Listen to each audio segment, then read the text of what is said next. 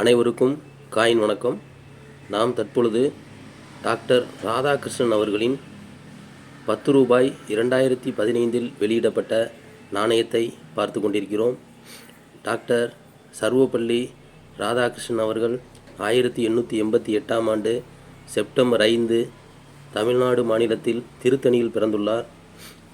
இவர் இந்தியாவின் துணை குடியரசுத் தலைவராக பதவியேற்று 1952 முதல் 62 வரை 10 ஆண்டுகள் பணியாற்றியுள்ளார். மேலும் 1962 முதல் 67 வரை இந்தியாவின் குடியரசுத் தலைவராகவும் பொறுப்பேற்று பணியாற்றியுள்ளார். இவரது பிறந்த நாளை ஆசிரியர் தினமாக கொண்டாடி வருகிறோம்.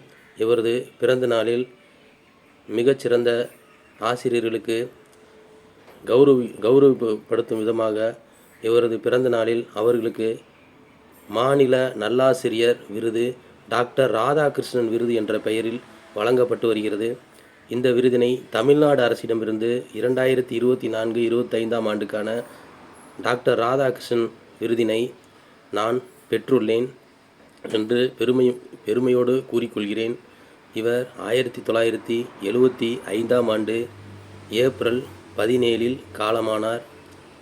இவர் பெரும் தத்துவ ஞானியாகவும் இந்தியாவின் செல்வாக்குமிக்க மனிதர்கள் ஒருவராகவும் திகழ்ந்துள்ளார். இந்த 10 ரூபாய் நாணயமானது உட்புறம் செம்பு மற்றும் நிக்கல் கொண்டும் வெளிப்புறம் அலுமினியத்தாலும் உருவாக்கப்பட்டுள்ளது. இந்த நாணயமானது இவரது 125வது பிறந்த நாளை சிறப்பிக்கும் வகையில் வெளியிடப்பட்டுள்ளது. நன்றி.